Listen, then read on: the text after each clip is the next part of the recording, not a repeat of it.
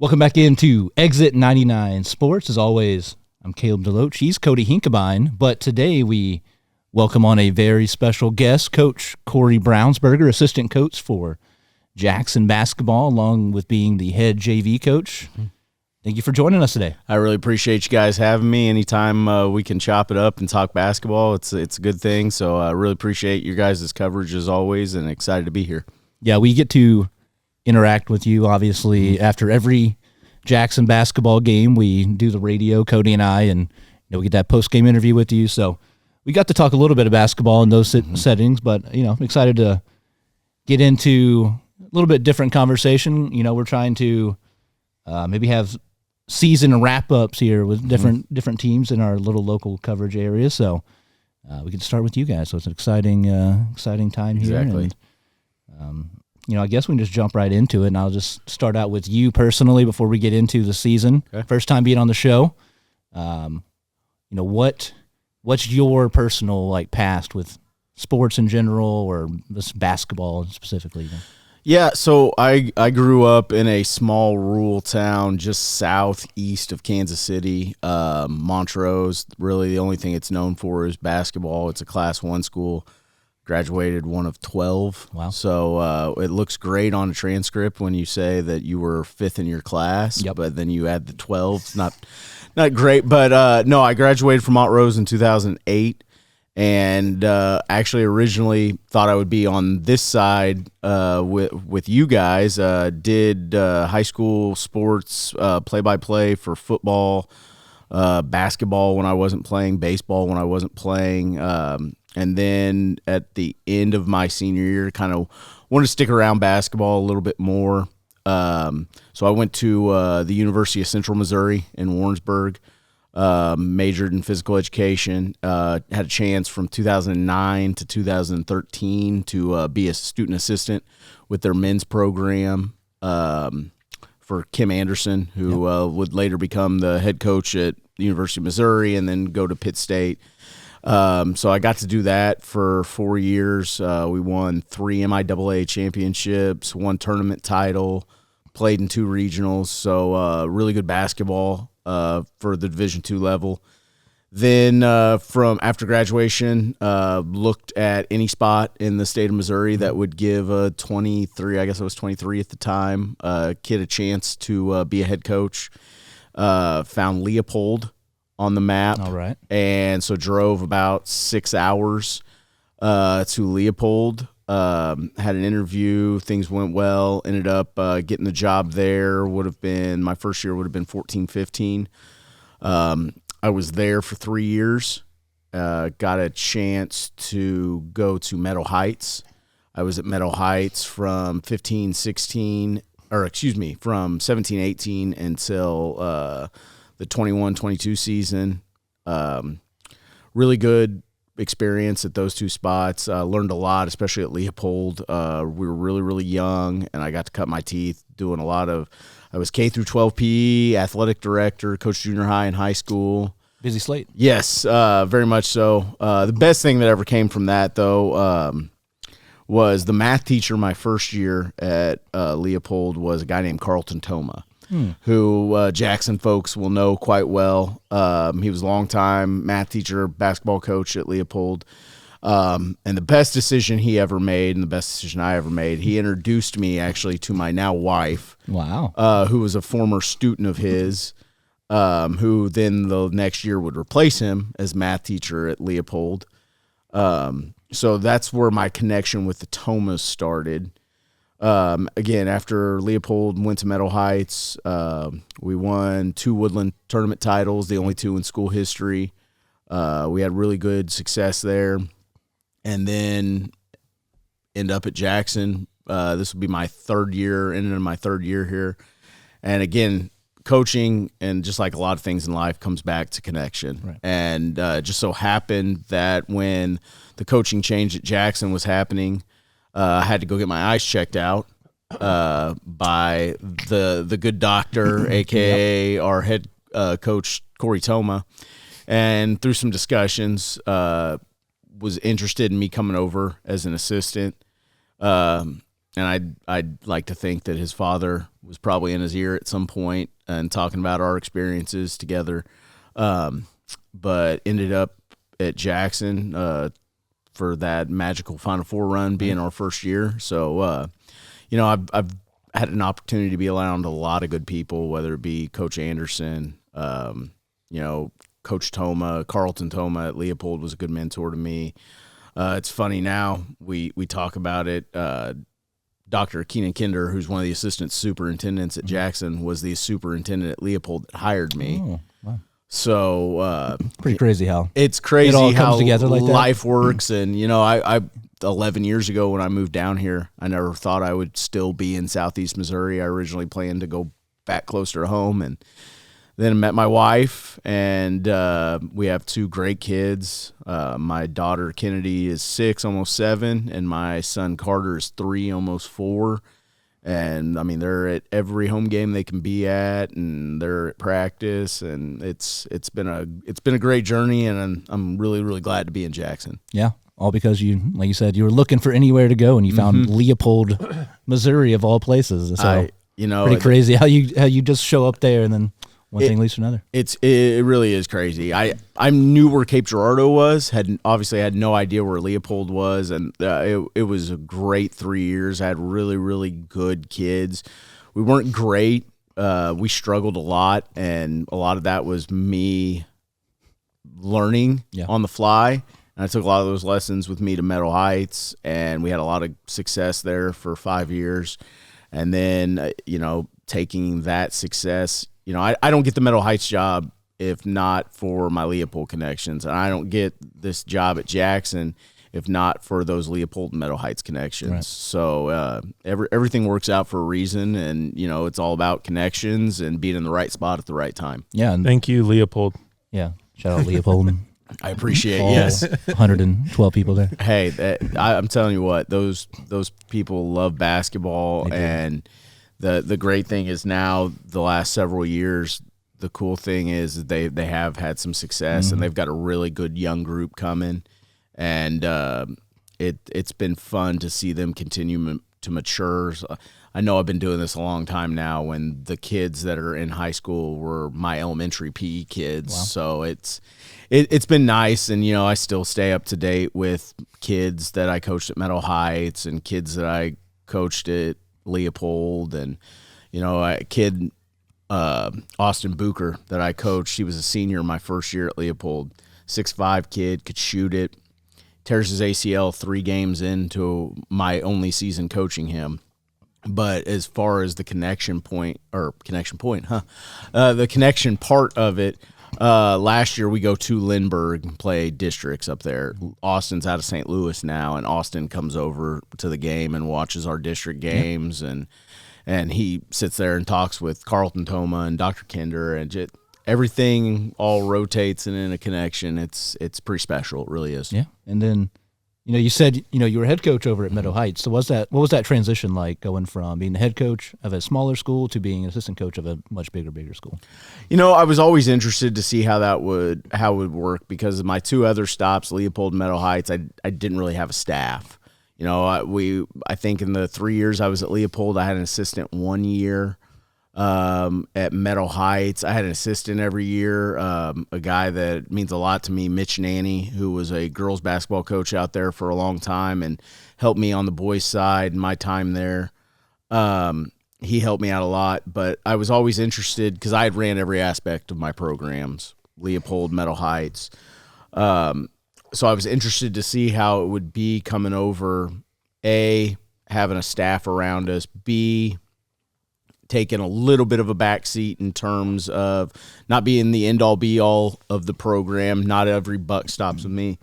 But the thing with Corey is, from day one, he put a lot of trust in me, A, to run the junior varsity program, but B, what he allows me to do on the sidelines for varsity games. My wife will tell you, the first time I've ever sat down in a high school basketball game that I've coached was my first year at Jackson as the varsity assistant. But what he allows me to do with game planning, one of my main responsibilities is I I take care of, with Corey, the scouting and what we're going to do, defensive matchups, continuing to match kids up during games is part of my big responsibility. But he's always allowed me a lot of ownership of the program, and I can't thank him enough for that, because he put, like I said, nobody is going to have as much – no one's going to care as much of this program as somebody that, A, played in it, had coached in it previously, and lives here in this community. And this program means a lot to Corey. It means a lot to me. So for him to entrust so much responsibility has been huge. Yeah. And so this is year 3. Correct. At Jackson. Year 1, Final Four, like you said. Year 2, you guys got beat in the district championship to the eventual state champions and Cardinal Ritter. So coming into this year, what is that like? What's the process going from, the final buzzer on the season ends, and then you have whatever it is, 9 months basically to get ready for the next season? What does that process look like? So, like, we obviously take a little bit of time off. We probably had 2 weeks after we lost to Seckman, where we kind of just got away and recharged a little bit, decompressed. But it's starting up soon. Like right now, we're in the middle of our exit interviews, so we try to meet with all of our players, give them a rundown of where we felt like they were at this season, some highs, some lows, some in-betweens, get their feedback on how they felt like their season went, where we want to go forward next year. If they're seniors, we talk about where they feel like our culture is, because that's something that's very important to us, and the culture that we've tried to create since we've taken over the last 3 years. So we'll have those meetings. We're in the middle of them right now. And then it starts that spring window where we can actually get on the floor a couple days a week, continue to build, do some skill development, hit the weight room. The weight room's been really important to us. I mean, you look at that Final 4-year team, we really did a good job of keeping everybody healthy. I felt like continuing to get stronger as the year went on.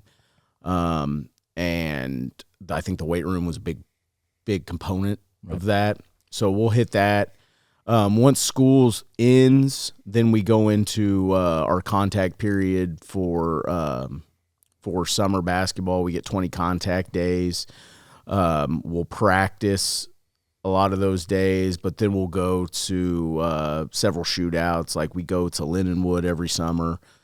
We try to hit up one of the Rib City shootouts. Chad Allen at Dexter has ran those for years, and those are huge for us. We're going to try and go out to Rolla this summer. Okay. And do some – we try to take a trip in the summer where we can kind of get away, let the kids bond a little bit, kind of build some of that camaraderie together, and see some teams we wouldn't normally see. And then the last couple of summers we went up to Ladue and played in a shootout up there, and there's always really good competition. So we'll do that, and then before you know it, it'll be time for school. We have our preseason work, which is pretty similar to our spring work at the end of the season, a lot of skill development, trying to build on what we see as strong suits, what we see as maybe possibly weaknesses that we need to work on. And then we were right into to practice and gearing up for the grind of the high school basketball season. Yeah. So going into the season, speaking of this past season, you guys lost a lot from the previous year. That's, as you just said, you guys had 6 seniors this year. It's kind of a theme, probably a good sign in a way, a healthy program, but still tough to go, all right, we're going to graduate a bunch of starters. Oh, and now we're going to graduate all of our starters again. So you had Cole coming back, who obviously had a great season the year before, his first year starting, 20 points. But everybody else in the new role that they were going to be taking on was totally unproven, new, like you said, everything around them. So what kind of were your thoughts, your impressions of the guys kind of molding together, coming together preseason wise? Yeah, I thought obviously there was a lot of questions up in the air about this group, and I think it was natural for people to talk about how much we lost, and this was the first year, even though we lost a lot off that Final Four team, but we still had a really strong nucleus of kids that had played a lot, whether it be Blaine, Judd, Gavin Holdman, Braden Toma. So we had a good framework to work around. Right. I think this was the first of the 3 years where there were a lot of unknowns. We've kind of had a lineage of point guards since we've been here, whether it was Cade Winborn our first year to Braden Toma our second year. How Colton was going to step into that role was going to be big for us.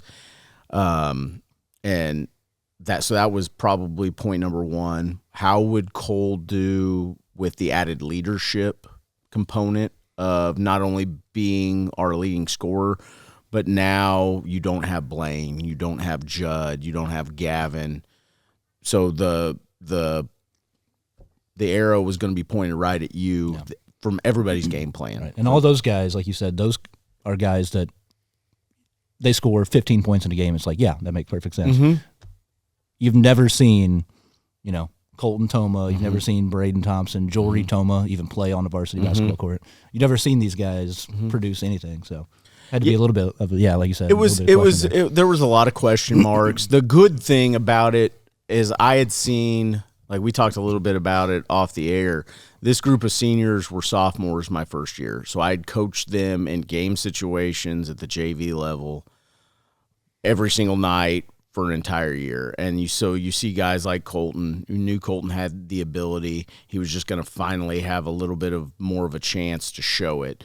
Braden Thompson, we knew what Braden was going to bring us. Like, look, anybody that watched us play the last 2 years, Braden was not out there, and Braden knows this. He wasn't out there for his scoring. He was out there for his leadership, his vocal communication, rebounding, defense, toughness, and he brought that every single game. Taking a charge in the first minute and a half of every game. It was either a charge or an offensive foul, one of the two. And I love that kid to death for what he brought to our program. So we knew what we were going to get from that standpoint.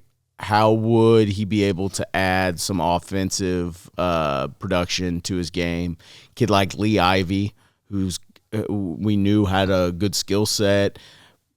How would that translate with more minutes? A kid, Austin Criddle, who I'm so proud of Austin because he was a kid as a junior, knew he wasn't going to get a lot of minutes on the varsity level, but when we asked him to come down and get some minutes on the JV as a junior, he handled that process so well and took what he needed to out of that, got game reps, got confidence to you see hardly got any varsity minutes as a junior to he was in our bigs rotation, that four-man big rotation, played in every game, had key moments for us all year long, whether it was making a big shot, getting a rebound, defense, leadership. So from that senior group, that was kind of some of the question marks. And then you had kids, like you said, you have Jory Toma, who we had feelings we were going to need big things from him this year. Had only really seen it on the JV level as a freshman. A kid like Blaine Reagan, a kid like John Ernst, who, again, is coming straight from junior high basketball to now basically he started with us playing this summer varsity basketball with grown men, basically, how that was going to translate. So there was a lot of questions. I told Corey Toma before our season started, from a coaching standpoint, this year almost excited me more than the other two because there were so many unknowns about how we could piece and change things up. Yeah. So it was exciting. Obviously, a lot of questions, but I was looking forward to see how we were going to handle some of these challenges. Right. So me and Caleb go to a lot of this stuff, but we're going to Thanksgiving weekend. We don't even really know what the team's going to be. At what point do you think, hey, this could be a 20-win team? Is that before the season, or did it take a few games in? I mean, we really our expectations weren't that high, I would say, Caleb. I don't know if we ever sat down and said, man, I think we can win 20 games with this group.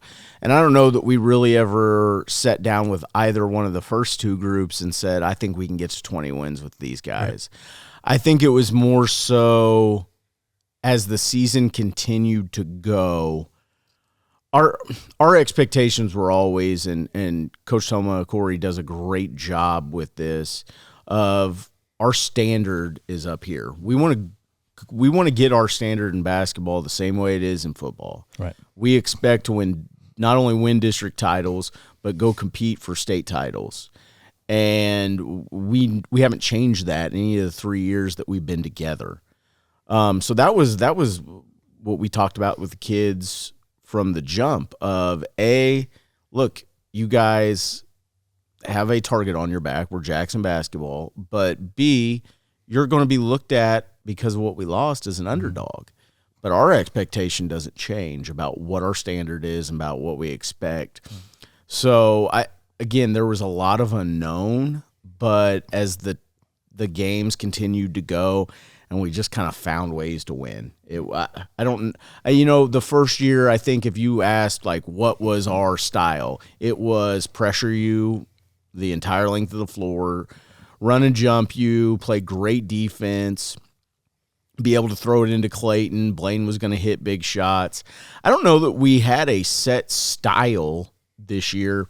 We kind of morphed based on what we thought was going to give us the best matchup and the best way to win the game. Yeah. So getting into the season this past year, so early season, you guys go back-to-back with, I think, one game in between Crothersville. You go back-to-back tournaments. Mm-hmm. You start out at Borgia, 3 seed coming into that. Last year, I think you guys got fourth in that tournament. Correct. Yeah, we were the 1 seed last year and got fourth, yeah. Yeah, so then, what do you think going into that tournament? Obviously, it had Principia again, who I will say I didn't know that they were going to be unbelievable like they were this year. Like last year, they were very, very good. But what did you think going into that tournament? And then, you guys went 2-1, lost in the championship game there to a team that went 30-1.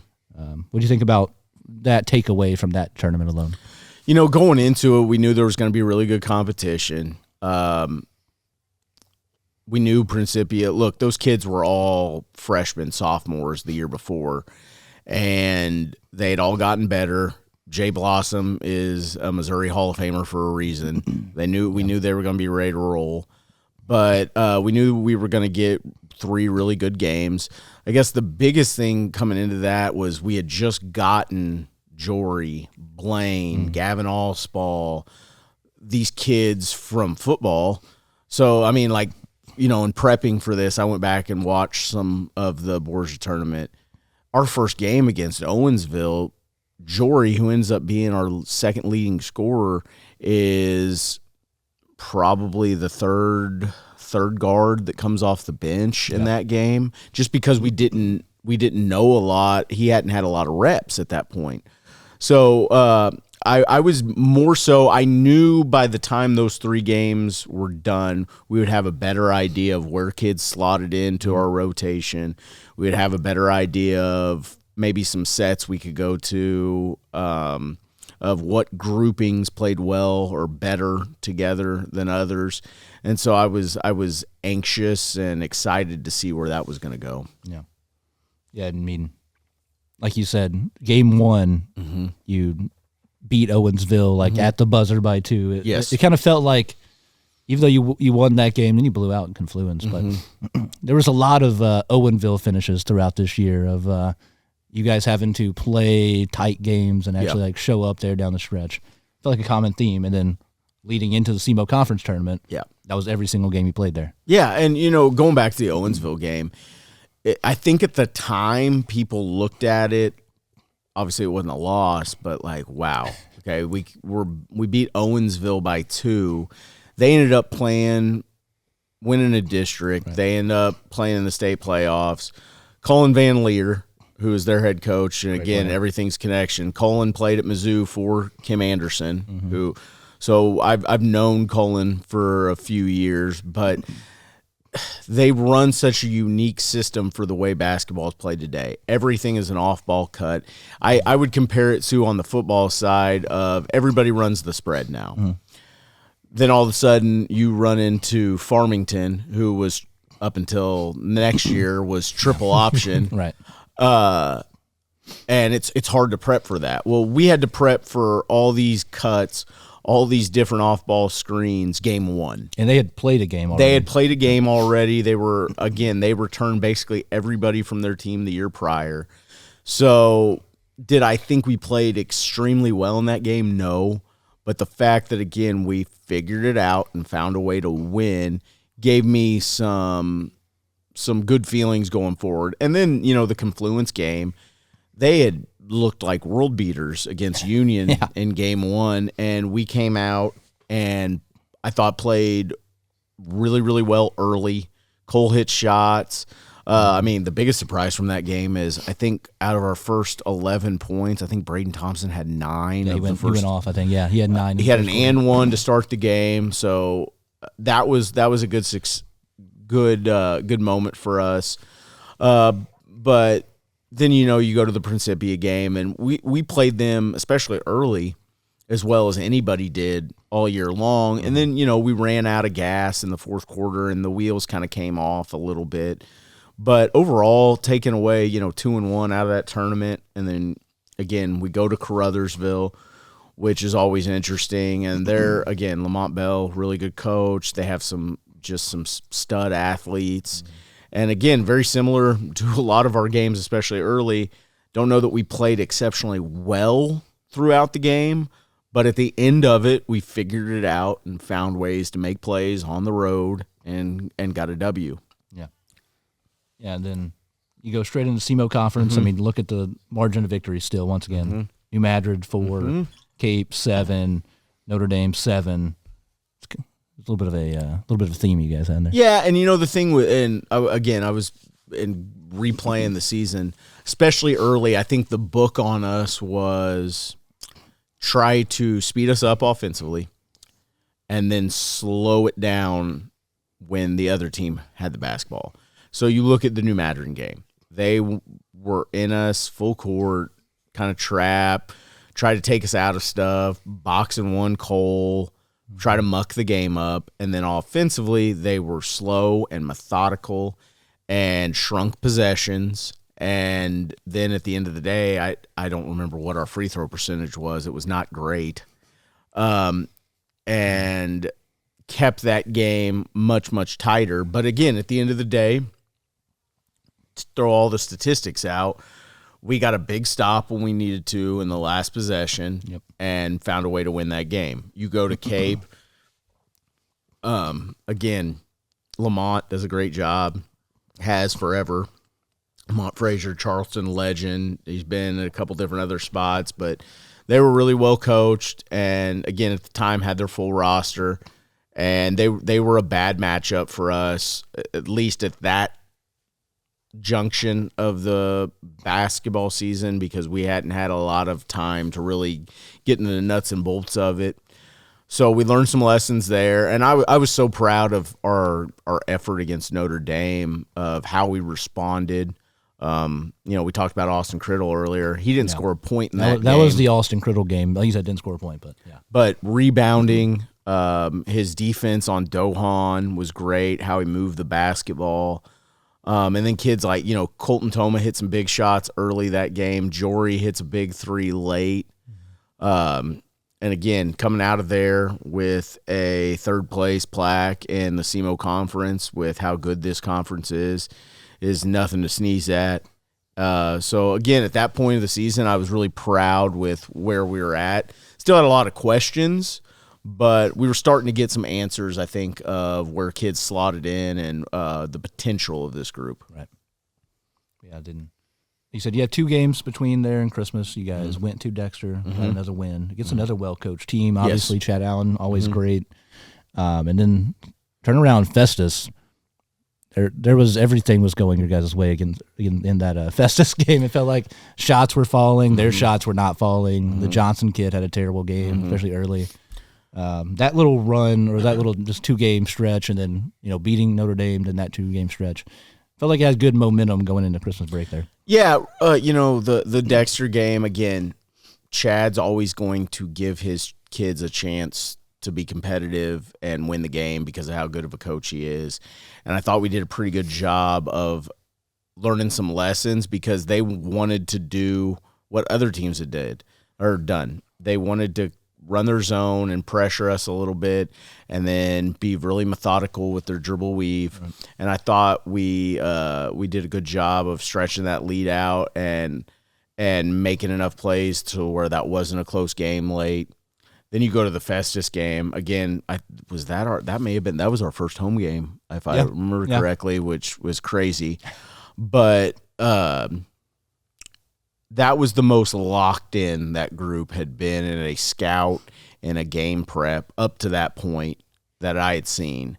And yeah, the Johnson kid was averaging 18, 19 a game at the time, and then he met Blaine Reagan and Jory Toma. Yep.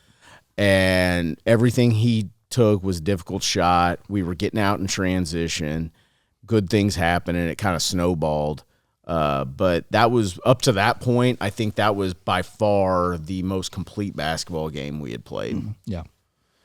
So then we get to the Christmas tournament. You come into that as Caleb refers to as the evil empire, the big dog, the other side of the coin. Talk us through kind of how that goes against the Oak Ridge and then eventually a Scott City, who a lot of people were pulling for the underdog in that one, let's say. Oh, yeah. And, the thing going into it is Coach Toma and I talked. I think going into the seed meeting, I think a lot of people felt like Cape would probably get the one. Mm-hmm. They had beaten us, but with them losing, the seed meeting happened, I guess, prior to them beating. Prior to them beating us the first time. But they had lost. I think it was on a Saturday. They lost on a Saturday at DeSoto at their tournament.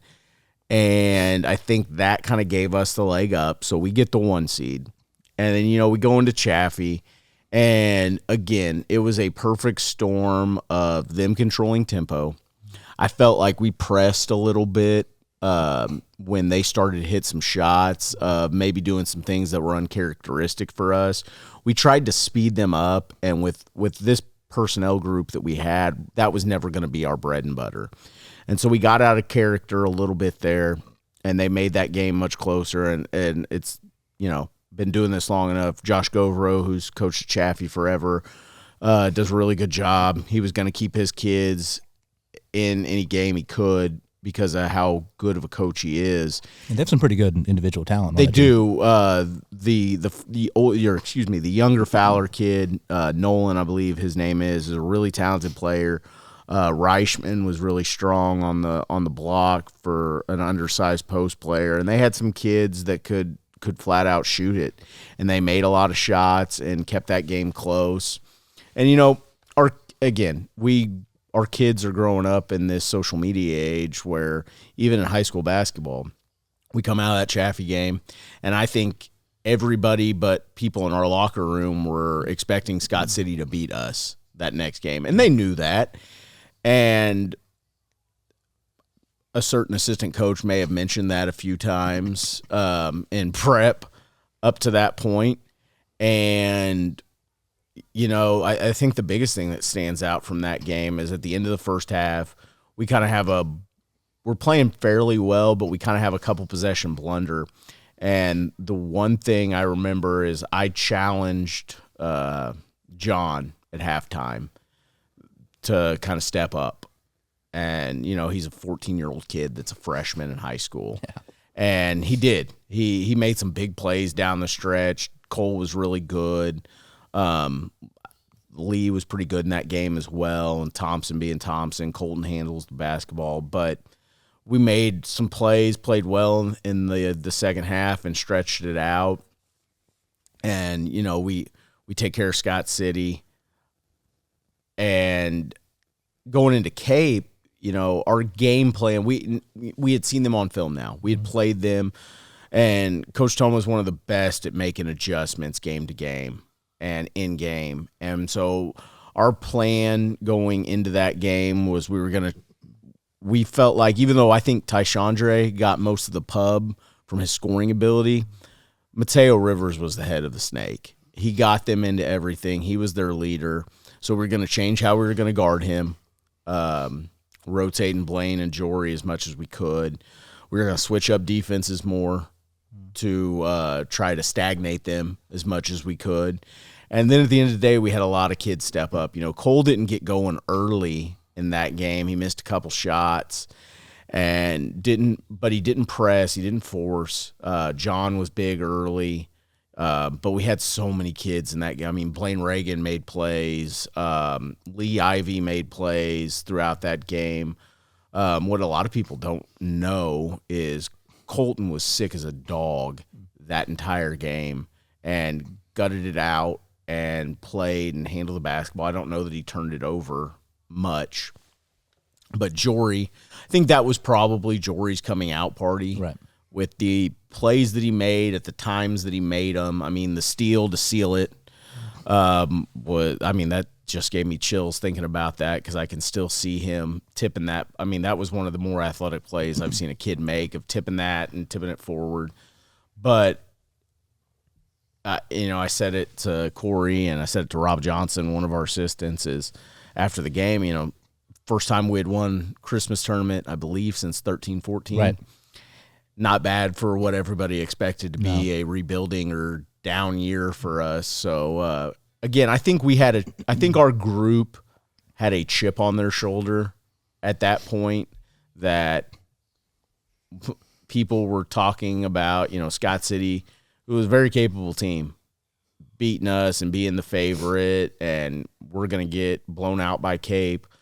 We had seen them the last 2 years in the Christmas tournament, and I think our kids took that personal. You guys were on a bad stretch there where you had lost two straight championships. Yeah, two straight championships. Didn't want to make it third. No, and again, I think our kids took that personally. I know I did, just from any little thing that you can give us a little bit of an edge, and I think that did.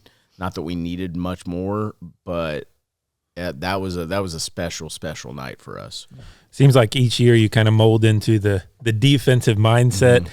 Scott City, we know now, average 74 points a game. You hold them to 47, hold Cape Central to 41. You're in the midst of what would go on to be an 11-game win streak. Mm-hmm. You had won 7 straight at the time, but carry that momentum over into the new year. We knew Farmington, very good team. Mm-hmm. Get them at home this year. Yeah, and the funny thing is talking to their head coach after the game, Coach Callahan, is, the year before they were still a little young, kind of trying to find their way a little bit, and we go to Farmington and lose in double overtime. Right. Probably a game that we felt like we should have won, and they felt like they kind of got out of there with a surprising result. He didn't call timeout there. Oh, that still hurts. But then we go to this game, and I think they were undefeated at the time, and we talk about all the time. 2 years ago, Ladue comes in undefeated. Mm-hmm. It's not very often you get somebody that late in the season undefeated coming to your place, and our kids, I thought, were going to be ready for the challenge of that in a game that they were favored in. I mean, if there were betting odds on a high school game, they would have been favored, and probably fairly heavily at that point. But the funny thing is we did not start that game off well at all. We were kind of in a daze. It was a little sluggish, and to his dying credit, Coach Toma will never take credit for any of our success, but he's the one that got us out of that. He called the timeout and got everybody woke up, myself included, and from then we came and competed and got stops and made things difficult for Roth and Shopper Kid, who both ended up scoring 1,000 points in their high school career, but we made their life as difficult as we could. And then again, we hit shots.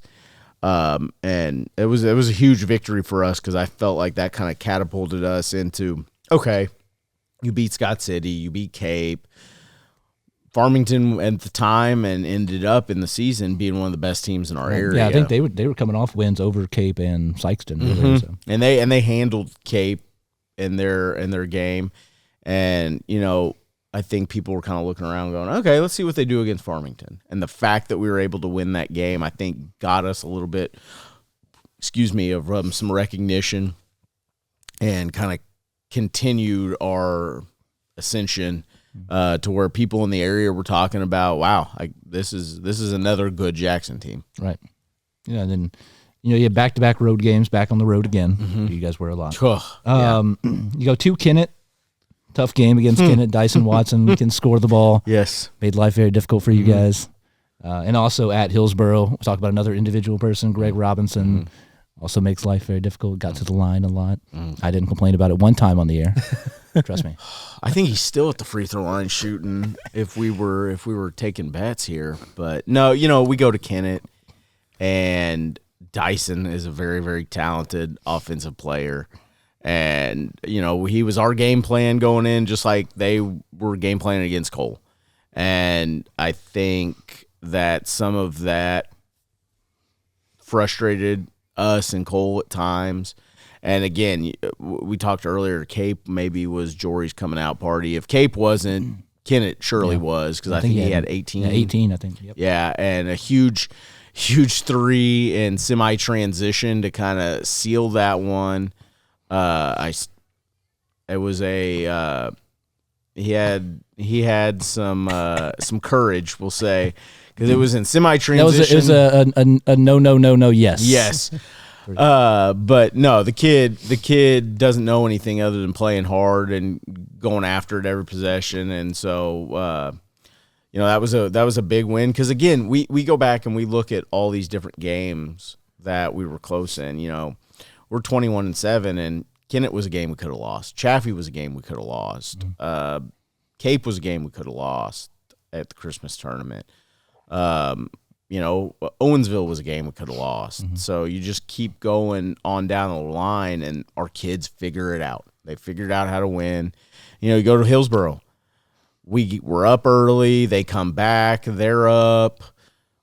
There's stretches of the third quarter where it looks like it might start to go to their favor a little bit. And again, we figure it out. We figure out how to keep our composure and make plays to win basketball games at the end. So that was kind of the theme for the season. Just find a way. I want to say 23 free throws by Greg Robinson. Every bit of it. It was like 11 for 23. Yeah, he did not shoot a high percentage, which is why we won that game. They had kids making threes that were shooting like 12%. I was going nuts. Trust me, from the guy that was putting the scouting report together, I'm like, this kid's hitting a three. Yeah, that was a lot of fun for me. But yeah, we can just jump straight into then kind of the big one. You guys drop one to Cape Central 48-42. Obviously a very big game in all of Southeast Missouri, but especially right here in Cape County, especially in a year like this where you guys are both having good seasons. Yeah, and that just like all really well-coached teams, we adjusted after the first game to our second game. They adjusted from game 2 to game 3. I think what gave them problems in the second game was our constant switching defenses. They threw in some wrinkles offensively in that third game versus our zone that we don't play a lot of. And then at the end of the day, Mateo played a lot better in the third game than he did in the second game, and we weren't as successful on Mateo. And I think that led to one of the biggest reasons why they ended up beating us. We turned it over too much. They had some different guys that they could throw on Cole, whether it be Tyshandre, Mateo, Antonio Sims, Goliath. It didn't really matter, but they could always change up how they were guarding Cole, whether it be Sims and Teo with their quickness or Goliath and Tyshandre with their strength. I think that frustrated us, and at the end of the day, that was why they were better than us on that day. And I feel like we were able to take kind of a look in the mirror and figure some things out after that. You continue on with the conference. You have a home game, Notre Dame. We'll call it a free throw shooting contest maybe, but you end up pulling away there at the end. Yeah, we say this about Cape, Notre Dame, Sykeston. It doesn't matter. In the SEMO conference, all these kids played against each other forever, and Notre Dame especially. There's a healthy rivalry, we'll say, there. I knew that game was going to be intense from the jump just because, again, it didn't matter whether it was junior high or not junior high, but freshman, JV to now. Every time we played that group, it's always been tightly contested. Jeremy Brinkmeyer is going to do a really good job with his group, and we knew that they felt like they should have played better the first time. And, again, you want to talk about being locked in on a scout. We knew their stuff. Our guys knew their stuff.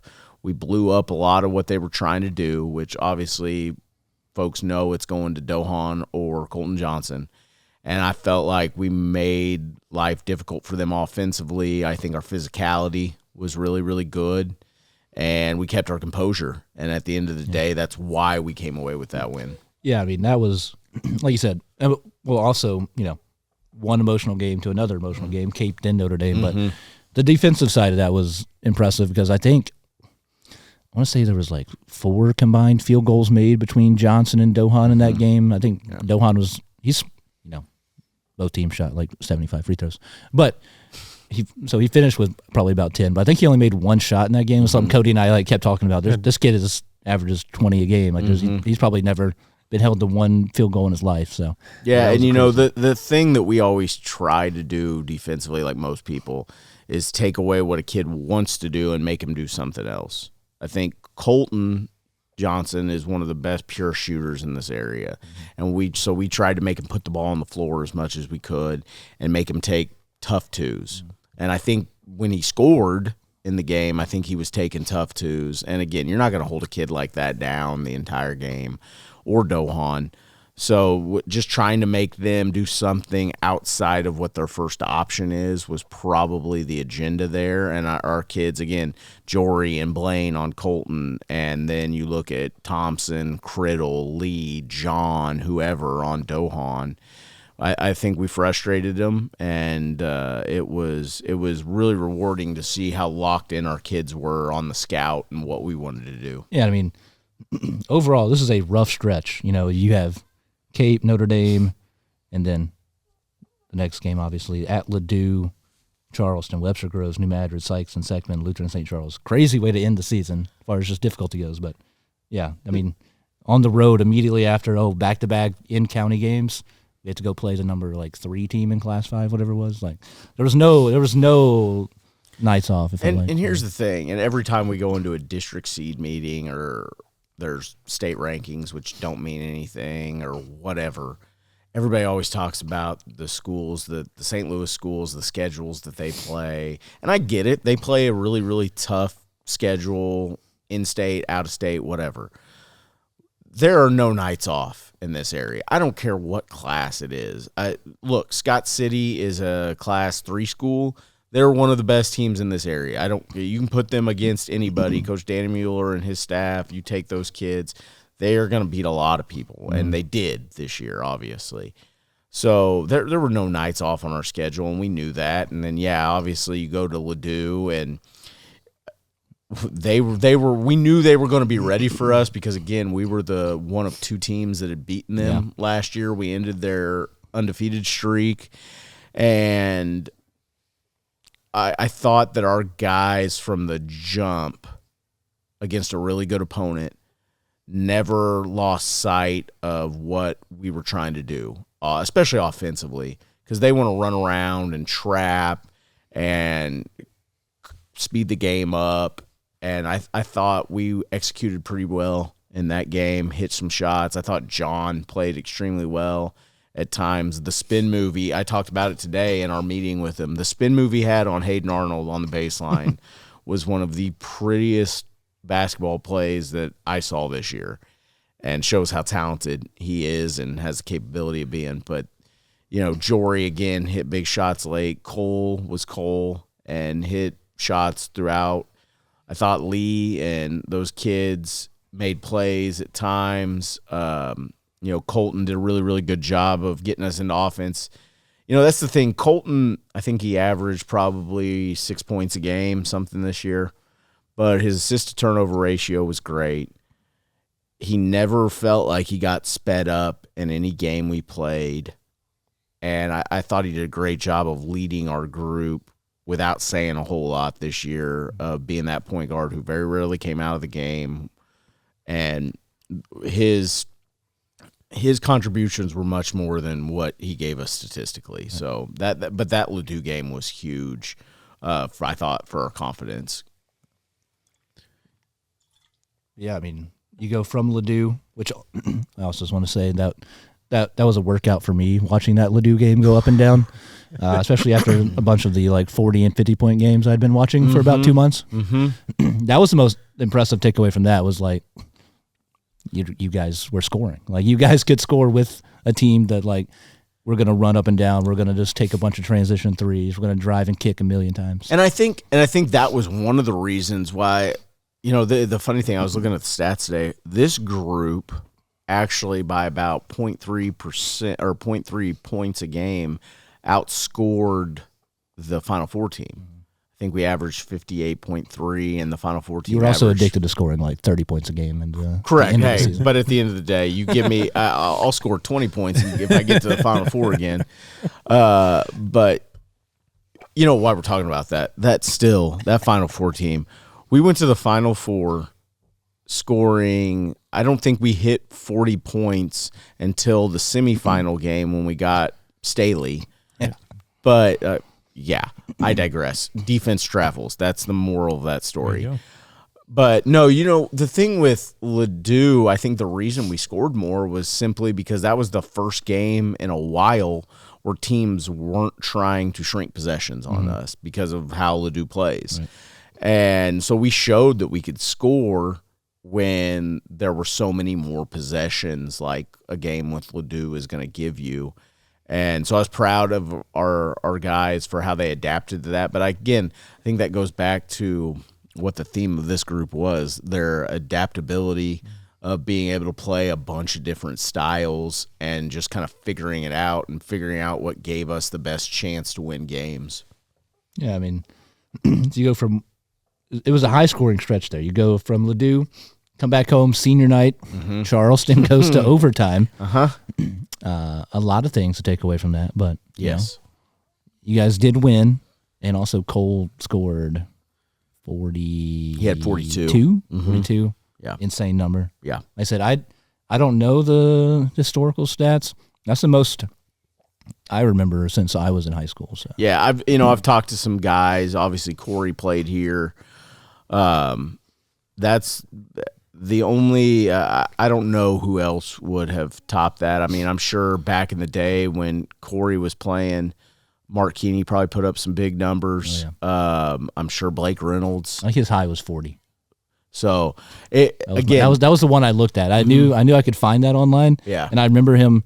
He just killed people. But yeah, he had 40. I knew. So I saw when Cole You're had saying 42. the guy that went to Yale was pretty good at basketball. Yeah, he was pretty good. Yeah, that was my indoctrination. Ask him where he learned everything. Okay, like this guy right here, this guy. Hey, that was my indoctrination into Southeast Missouri basketball. My first year in Southeast Missouri, coaching at Leopold, I went to the Christmas tournament, to the championship night, and it's Jackson, Notre Dame, Blake Reynolds in that group versus Quinn Poitras and Notre Dame. And I'm like, does every team have 6'8" guys that are shooting 40% from three? I'm sitting here looking around going, where is this kid? But yeah, Cole obviously he's the most gifted offensive player I've ever coached. He could score at 3 levels, take you off the bounce, shoot the 3, he could post you up at times, he could finish at the rim. And you saw at times this year, Charleston 42. I know we're going to talk about the Webster Groves game, the game they had against that crew. Yeah, it was a tear there where Cape Central, he was held to 9, which is the lowest of the season. I think the lowest of the last 2 seasons. Correct, yeah. So it felt like after that game, I mean, obviously he's just capable of scoring 20-plus every single game. But he did, I'm pretty sure, from that that stretch there, he had 20 every game until the end of the season. Yeah. And, you know, he did a really good job for the most part this year of when, especially early when we needed him to, when kids were still feeling their way out, of taking the onus of the offense, but still getting his teammates involved. And he did get other kids buckets. But yeah, I mean, 42 against Charleston, that was special. And the thing I'll remember about that game is, you know, Deshaun Henderson's kind of having his way at the time. And all-time mismatch guy. Yeah. You know, and it wasn't from lack of, I mean, Thompson was trying, Lee was trying, everybody we were throwing at him was trying. Cole kind of took some onus there and wanted to guard him, and he was probably the one that frustrated Deshaun the most late in that game. And again, different kids stepped up, and Cole obviously had a great night. And the thing that can't get lost here is it's not like the year before when Cole would have big games and people probably put more of their onus on Blaine or Judd or whoever. Everybody was going to try and stop him. Right. And Charleston was no different. So then you go figure out a way to win that game. Then we get Webster Groves at home, Scotty Atkinson, who ends up becoming the Gatorade Player of the Year. So that's 3 years in a row. Scotty Atkinson, he's incredible. Like, what was that like preparing for him? So I you know, most of coaching, whether it's scouting, offensive sets, defensive strategy, is really all about stealing stuff from different people. And I got to give credit to a guy that I coached against. He was at Eminence at the time, and I was at Leopold. His name's Pete McBride. And Pete is now at Branson. Well, they had played Webster Groves in a tournament in Pittsburgh, Kansas. And I had reached out to Pete about getting film, and we got film and kind of got some notes from them and added that to some of the different stuff that we were going to try and do. But again, at the end of the day, we were going to try and make life as hard on him as possible. I think Jory and Blaine battled. You know, the kid had 30 that night, and he worked for all 30 that he got. And he made a lot of tough contested shots. And then I thought we did a pretty good job on their surrounding cast, the supporting cast. You know, I think Whitehead was probably in double figures that game, but some other kids like Shoe Pelts. See, the Whitehead kid felt like the only kid that we really had trouble with outside of him. Because like you said, the Shoe Pelts kid, who I just watched make 1,000 threes at Sykeston, and then the Simpson kid is going to be another person who goes to Mizzou or wherever he wants in a few years. So. You know, I don't know this for a fact, but that was one of John's better games, I think, down the stretch. And again, kids talk, kids look at social media. I think if most people were asked, I think they probably, going into that game, thought Miles Simpson was better than John was. Well, they're both freshmen. Right. And I think John stepped up to the challenge big time that game, as he did down the stretch. So, look, at the end of the day, that game sticks in my mind and my crawl more than I think about any of them do late, just because we had a team that won a state title on the ropes and should have beat them. But at the end of the day, you know, Scotty made a really tough shot, and you know, they were one more play better than we were that day. But that was the hardest loss for me too. If it makes you feel any better, I was a part of a lot of devastating losses to Webster Groves in my lifetime, most of which were getting killed by Webster Groves. It was a lot of like 30-point losses, but then we had the same thing. It was like, this is a year we're good, we can beat this team, and we lose by like 2 to a kid from going to San Diego or something to scores at the last second. I just want one against Webster Groves. Look, we got to get the Webster Groves monkey off our back, Coach. I really hope we can, because you know. It's not going to get any easier. No, it is not. Just ho-hum. They bring back the Gatorade Player of the Year, who will be a junior, and they bring back Kidden Simpson, that'll be a sophomore. But that game was one of the best high school basketball games from an atmosphere standpoint, from a quality of play standpoint that I've ever been a part of. And I mean, I talked to several people that night. You know, we had our trivia night the next night after that game, and everybody was still talking about it. Yeah. And it's just, obviously it hurts in the moment that we lost, but it's one of those that you sit back and look at and go, you know, that's pretty special to be a part of that. And yeah, it was very, very fun. But going back to Scotty, that's the third Gatorade Player of the Year from the state of Missouri that we played against in the 3 years we've been. Scotty, Jadis, and Kyan Evans from Staley, who is now the starting point guard for Colorado State. So he's okay. He's all right. Yeah. You've played a couple of decent He might be going to Minnesota because apparently That's a good point. went to Minnesota. So who knows? Yeah. You're gonna have a good resume of people to look back at one day. Here. Just in this little stretch, you're gonna be like, oh, hey, you're gonna be like, tell your kids, you're like, oh, look, that guy in the NBA is. They're like, you didn't, coach. Yes, I did. Yes. I had to game prep for him. Yes, I did. I did a great job. He only scored 30. Hey, held him under his average. Here we go. But yeah, so I mean that once again, your season did not get any easier going down the stretch because a week later. You're on the road in the field house at Sykeston on their senior night against, I mean, I know Webster Groves beat them, and Webster Groves is probably more talented NCAA player-wise. But Sykeston's one of those teams when they're at home and things are going their way and there's people barking at you. It's a storm that, like, you cannot stop, it feels like. Yeah, and, you know, that's what happened that night. At the end of the day, I think both groups, I know our group and their group knew how big of a game that was. It was for a conference regular season title. Anytime we play Sykeston, it's going to be a big game. You know, 2 years ago, we go down on their senior night, and I think we beat them 20-something. But all those kids that are seniors now were sophomores on that team. And, you know, it kind of snowballed on us that night. We hit some shots, but then, you know, their pressure led to some easy buckets. Then they were confident. You know, Trace had a really good game. PJ was really good. Tristan, LeCarrion, Chris Artis. Like, I mean, you just go down the list. It was one of those games where it snowballed and it kind of got away from us. But the thing that I was proud of, and I think you could say that about every game we were playing this year and in the last 3 years, is our group never gave up. You know, that thing could have got to 30 if we would have laid down. And we kept battling, and, you know, John and Jory, Cole, Colton, everybody, we kept battling, kept staying in it.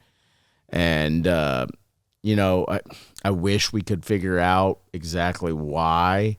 I just think at the end of the day, they brought a level of intensity that we didn't meet that night, and that was, you know, it's things we learn from going forward. Then, you know, a couple weeks or, you know, a month later or two, you saw them and Webster Groves match up. Just quickly, what did you think about those two teams playing against each other? What you thought that would be like? Did it live up to your expectations? Yeah. You know, I didn't know who was going to win the thing. Obviously, Coach Hollifield is a legend. Justin Mathis is a great coach at Webster Groves. You know, they always say you don't want to be the guy that replaces the legend. He is the guy that replaced the legend. But 2 rings in like 5 years, not too bad. Correct. And so obviously both really well coached. You would think at Sykeston you kind of lean towards Sykeston there, but the way Shoe Peltz came out and I mean, in the scouting report, the kid is a really good knockdown shooter. He's going, for those of you who don't know, he's going to Grinnell, which is a really good D3 program. It's got several years ago, the kid who holds the record for most points in a game plays in that up-tempo style. They continually rotate kids in. So he'll fit in well there. But, you know, the fact that Shoe Peltz went off like he did, I think is probably something that they weren't expecting. Yep. And obviously Scotty is Scotty. And at the end of the day, they probably did some uncharacteristic things in Sykeston and turning the ball over like they did. But either team that came out of that was going to have a really good shot at win a state title. That felt like the state championship. Yeah, it really did. And that's the sad thing about kind of how things are done in the state about, you look at some of the smaller classes, like in, I think it was Class 2, Hartville was the number 3 team in the state. They played the number 2 team in the state in the district title game, and then had to play Eugene in the sectional game, who was number 1. Right. All 3 of those teams could have been in the Final Four. Yeah. I thought the same thing about Class 1 too, where Risco and Chadwick I thought are by far the best teams in Class 1. And it's sad that that's how it is, but right. Me and Cody like to complain too. Hey, look, I'm sure we could figure out a lot of the world's problems at this table, but no, again, I think that whoever won the Sykeston Webster Groves game was going to have a legit shot to win a state title, as it proved out. So, yeah, but back to you guys. Maybe it was the more frustrating losses. Last home game of the season, drop 1 to Seckman, which I knew they were going to come into the game like they're having the best season ever in their school's history. A very young school, for those that don't know, only around since I think the late 90s, early 2000s. Yeah. And, up until like 2 years ago, they had never had a winning record in a single season. So something was going, things have been going the right direction for them. Obviously, they put together a great football program the last few years too. So I knew this was going to be a game that was really, really important for them, and it was going to be important for district seeding, stuff like that. What's just kind of what happened in that game? Where did things go wrong for you guys? So, it's funny because it's towards the end of the year, and obviously this is around the time we got all that snow. So the Seckman game was originally supposed to be prior to the Sykeston game. Yeah. And, obviously some things with snow switched that around. And I think to a certain degree there was probably still some Sykeston hangover. But they also presented a lot of tough matchups for us because we play, for the most part, we play 2 traditional bigs and 3 guards, and they were mainly 5 guards out on the floor for the most part. And our transition D wasn't very good that night, and they got some easy stuff early. And then it led to them knocking down tough shots later because they were confident. So, that one, again, snowballed on us and got away.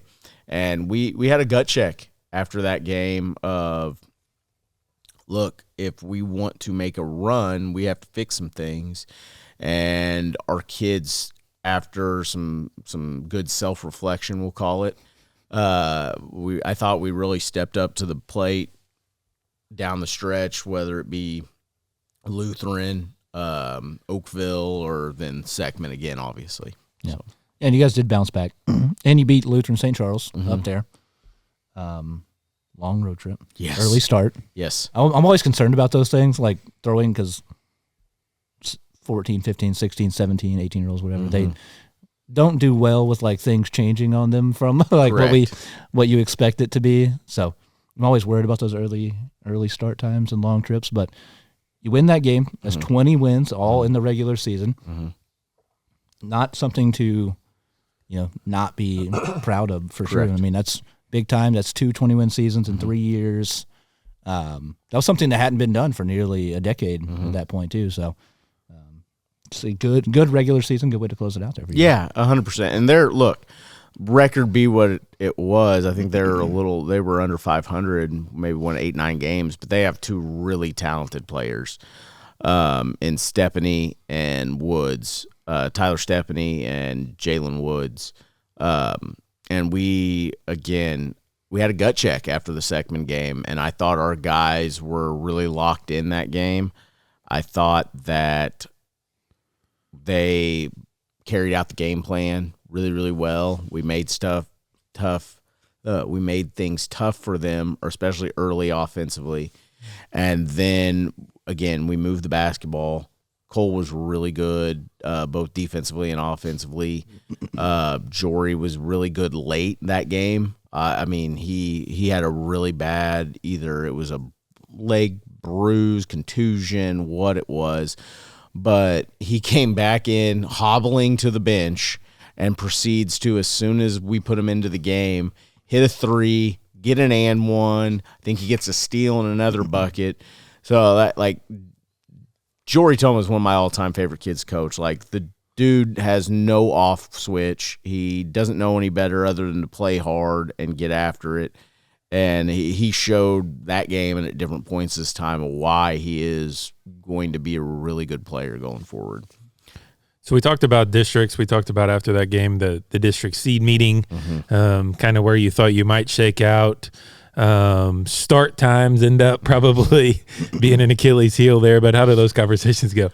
No, so again with Coach Toma's work schedule being what it is, and the fact that I've been a head coach before, he allows me to take on more responsibility. So I had a chance to sit in on the Zoom meeting for districts, and the way they set it up this year and the way it goes every year is, they open it up to whoever wants to host. You vote on it, and it came down to, I believe, Ritter and SLU were the two that were going to host. And SLU made it very clear when they put it into host that, hey, based on what our facilities look like, it's going to be really tough with start times to get 4 games in during a night here. So for the first round, we knew that the higher seed would host one set of games, and I think the 2 seed would host another set of games. So we knew we would probably be going, once we got the seeds, we'd be going to Seckman.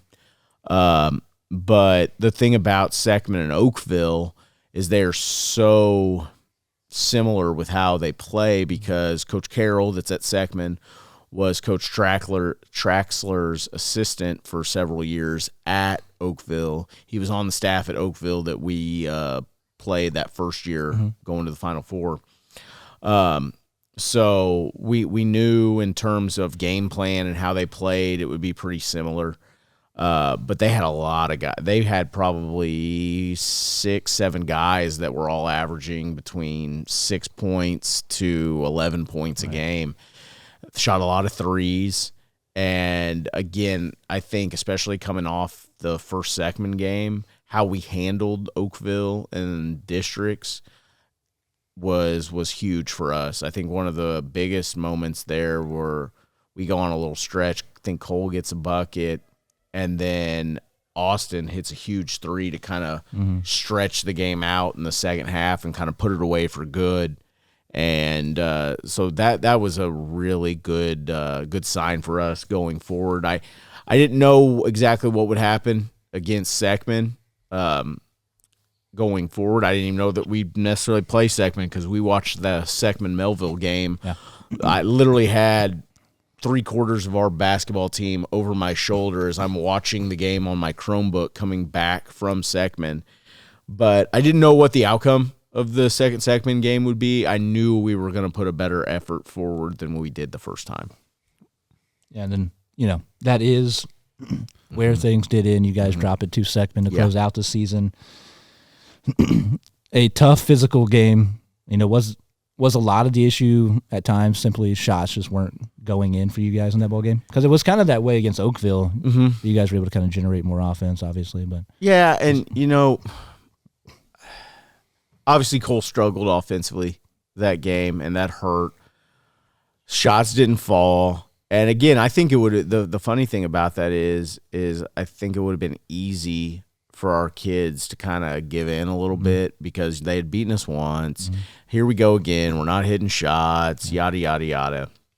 And we never did. And the funniest thing that got us going and kind of made that comeback in the fourth quarter is during a timeout, we said, I just think we need, Coach and I are talking, I think we need to go with 5 guards. So we put Cole, Colton, Jory, Blaine, and Will Thomas out on the floor. And then, Cole's in foul trouble throughout the entire game, which I think hurt him because, like most kids, he's a rhythm kid, and I think that took him out of rhythm some. So Tatum Pullman was getting some run there late. But we just kept going. And, it was first Cole would get a bucket. Then Blaine Reagan gets an and one. Jory gets a bucket. And then obviously, and I told my wife about this later, Jory, I'm still seeing the vantage point where I'm at, and I see Jory shot fake the kid on the shot, and I see the ball go through, and I told her I must have blacked out because I remember the shot going through, and the next thing I remember is I turn around and we're all at the bench, and I really, to this day, don't know how it happened. But, the funny thing about that is we work on those type of situation things almost every practice. And the first year we played Webster at home, we have a last-second shot that we execute, just doesn't go in. Last year, who did we had a very similar situation against somebody last year where, Farmington. It was the Farmington game at Farmington. We have a very similar situation. We execute, shot just doesn't go in. So now we execute again, and it's the first time in 3 years that the shots actually went in. Yeah. So now we got to regroup, and, we go back with our original lineup, and shots didn't fall again early. We go back with the all guards. And at the end of the day, they hit a couple more shots than we did. They're really well coached, and never doubt our kids' effort. Our effort was really good that game. The Wason kid just felt like the biggest mismatch in history of basketball that game. And again, it comes back to, and it's no fault of our kids. At the end of the day, he's an undersized post player that could take you away from the basket, make life difficult on you, and that was the problem for us. And our kids battled, but at the end of the day, they hit a couple more shots than we did, and hats off to them. Coach Carroll's a really, really good coach, and he's got that program trending in the upward swing for sure. Yeah, we had a very cool vantage point. The Jory directly kind of in between us and the bench. So when we see the shot go in, I think Caleb might have fallen out of his chair. Yeah, I'm going to blame that's why my voice is still gone. I think it's from reacting to that. The funniest thing is we talk about culture all the time. And the coolest moment from that moment for me is, I didn't see it at the time, but going back and watching film is he hits that shot, and Gavin Allspaw, who's a senior, really good football player, obviously going to the innards of Wisconsin to play a little football next year, but a kid that wanted to come back out as a senior because he had a great relationship with this group of seniors. And then you have him and Braden Rice, who's a junior that didn't play a lot for us on the varsity this year, but they're kind of our bench mob, so to speak, and they constantly brought good energy. And I challenged them before Oakville to continue to bring that energy, and then Seckman do the same thing. And that shot goes in, and you see the first two people really that get on the floor to congratulate and go nuts with Jory. You see Gavin. Braden Rice is so excited. He falls down on the ground. Cole's got to pick Braden up. I mean, you look at our reaction, like that's what our culture is about. You have, whether it's Coach Toma, whether it's me, whether it's Coach McDowell, all throughout every one of our players, whether they played a second, whether they didn't, they were equally invested in what was going on for the outcome of the game. And I think that's what's special about our program.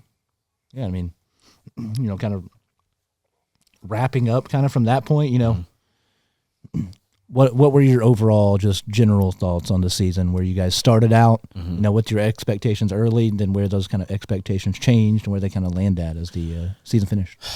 Any year, and I think this is cliche, but I think our staff from Coach Tillman and myself all the way down truly believe this. Any year we don't end in Columbia or Springfield is not a full success. We want that to be the standard. But I thought for what we had coming back, for everybody's expectations, what this year was supposed to be, I thought we proved a lot of people wrong. I think that we showed that our culture has kind of got this to where this is what the expectation is every single year.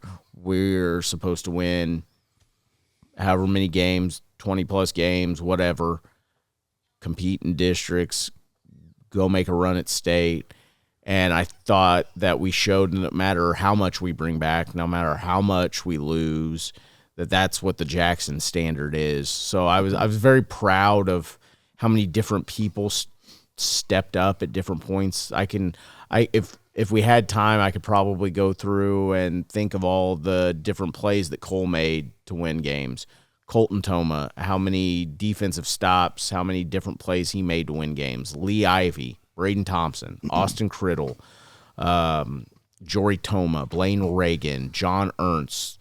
I mean, kids like Walker Matthews, who kind of fell out of the rotation a little bit at the end of the year, but in that second Cape game, he's playing big minutes because, Colton's sick. He comes in, gives us great minutes, hit free throws late. Ty Forrest hit shots at different points throughout the year that were big for us, just all the way down the line. And I think that shows that no matter who puts that uniform on, there's a certain expectation of what Jackson basketball is supposed to be.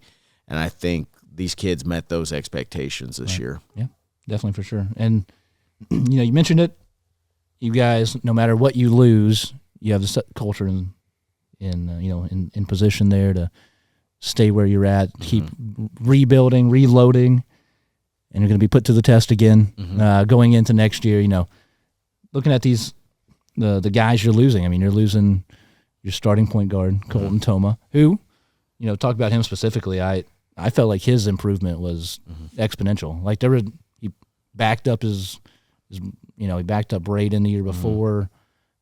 He played here and there. He played in played in meaningful games, but he really went from somebody that's like, all right, we need you to give us a minute here, 2 minutes here, to like, we trust you to handle the ball for 30 minutes. And it's funny because I think people lose sight sometimes of the human nature aspect of this. I have so much respect for Colton as a person because of it's a big deal in Jackson. It's a big deal anywhere when your dad is the head coach. And if anybody thinks that Corey gave preferential treatment to any of his kids, they are sadly mistaken. Colton worked for everything he got for 3 years. And the pressure that he must have felt being, I'm Braden's younger brother. I'm Corey's son. I'm this, that, and the other All thing. my cousins are great at basketball. I mean, you look at, Kyle was a great player here. Corey obviously was a great player here. His grandpa is one of the best coaches in the state of Missouri that they've had, and I'll go to that with my grave. But the amount of those things that he had to be thinking as a kid, for him to go through that and how he handles himself, he's a great teammate. I'm so proud of the success that he had this year because, again, of how he handled himself and how he had to work for all of it. So that was huge. Obviously, losing Cole, you lose a lot of, we'll call it beef on the inside with. And that's interesting too, is because you're losing your three big men, but those are also, you talked about earlier, 3 guys that played sparingly to none at all in Ivy, Criddle, and Thompson. Those guys made massive jumps to be consistent, and they all have a little bit different roles. They all play similar position, but yeah, they all. And you're going to be losing 3 of those guys. Obviously. They all brought different things. Thompson led our team in charges, and we knew what we were going to get. He's the most vocal kid. I mean, those that know me know I do not struggle to talk, and I struggle to find somebody that talks as much as me. I think Brian and Amy will attest to this, that Braden's probably never shut up a moment in his life, and I wouldn't have it any other way. But he was a great leader for us from that standpoint. And then obviously Lee's skill set offensively, whether it was taking people away and being able to shoot it, putting you on the block. Austin could shoot it, move the basketball really well. He was a really smart defender. So losing those guys will hurt a lot. At the end of the day, we'll look a lot different next year. I feel like, we talked about, Corey and I have talked a lot about this, that Jackson seems like they've always had really good bigs, really good post players. We're not going to have a lot of – I don't know that we really have a true post player in the program next year.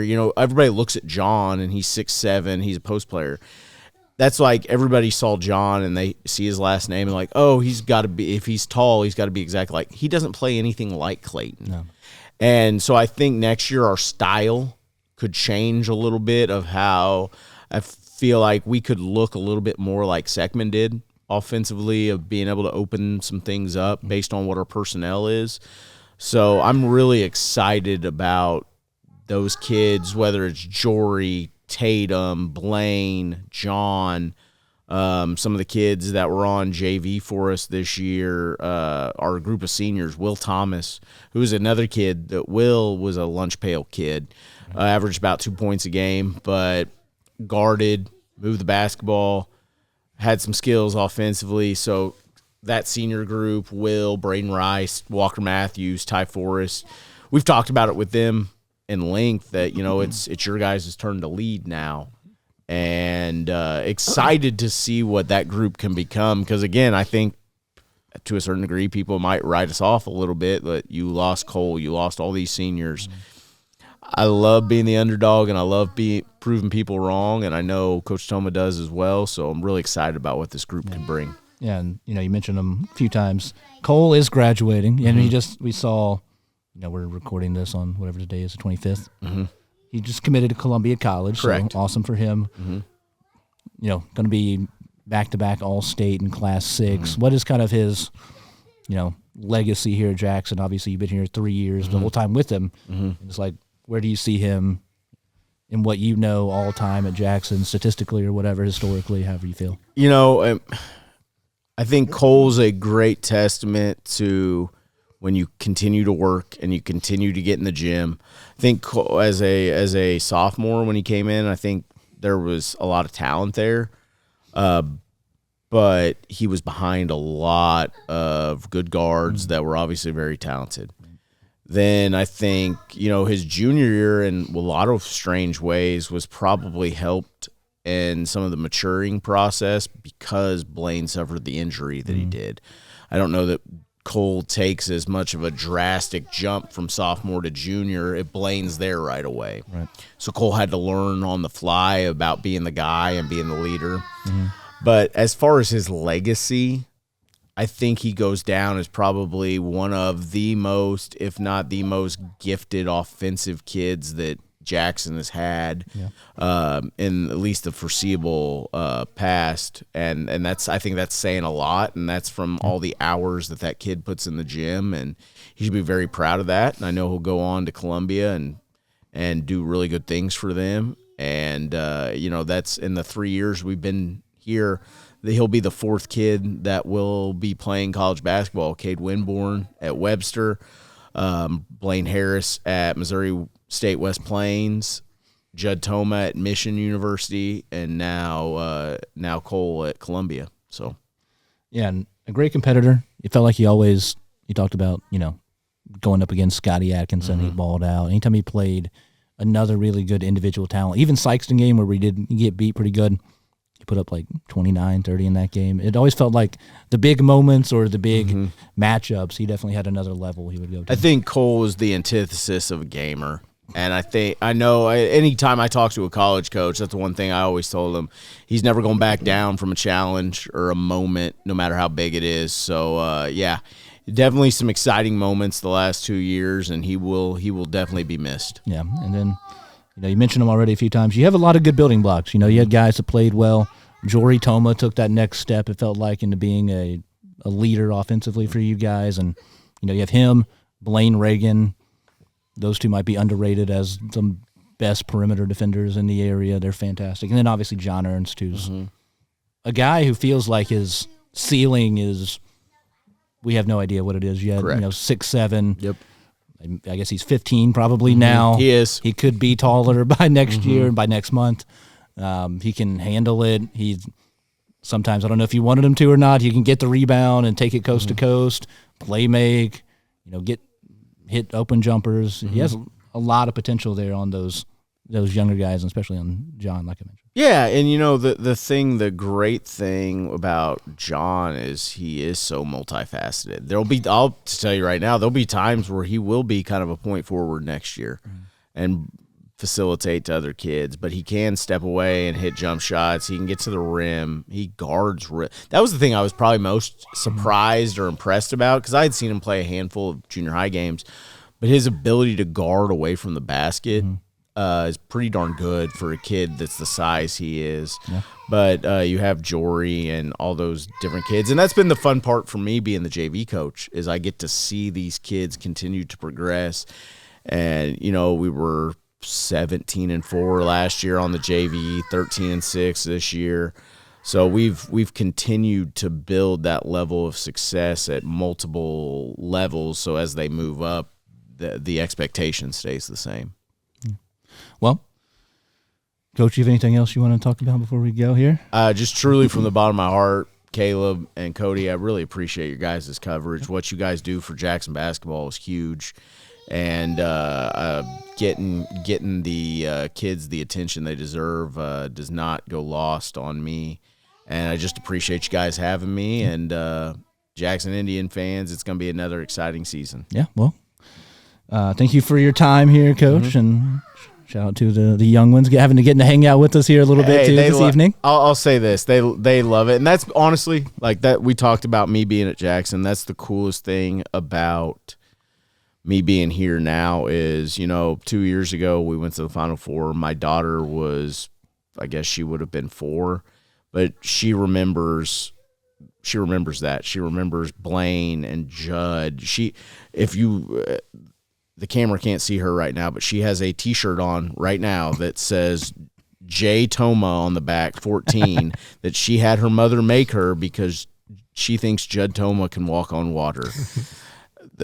That's the coolest part about this town and these kids, is that they don't understand the influence that they have on young kids and how much I've had a chance to bring my kids. Coach Toma lets me bring my kids to practice. They're at every home game, getting to hang out with me now. When they finally realized that Daddy goes up and does radio after games, they wanted to come up a couple times and be on the radio with me.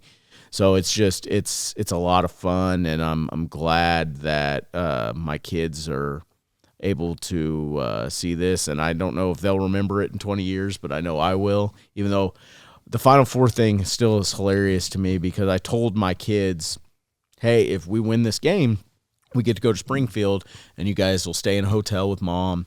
So we beat Eureka to go to the Final Four, and my daughter comes running to me and goes, "Daddy, we get to go stay in a hotel." Priorities. Yes. Hey, so priorities. But again, it's awesome having my kids and my wife, who teaches at the high school also. She's a math teacher. So thank God that she's incredibly intelligent, so my kids have an opportunity, hopefully, to do well in that going forward. But like I said, guys, I appreciate everything you guys do, and very, very proud and honored to be a part of Jackson basketball. Thank you, as always, Coach. Getting to talk to you after games, always a good time, and getting to have you here, and, you know, hopefully we'll get to have you on some bit more in the future. Anytime you want me, you guys have me. All right, well, for myself and Cody and Coach Brownsberger, we appreciate all you guys watching, listening, all those good things. We'll be back with hopefully a voice that sounds more normal in the next episode. So thank you all. Have a good one, and we'll see you in the next one.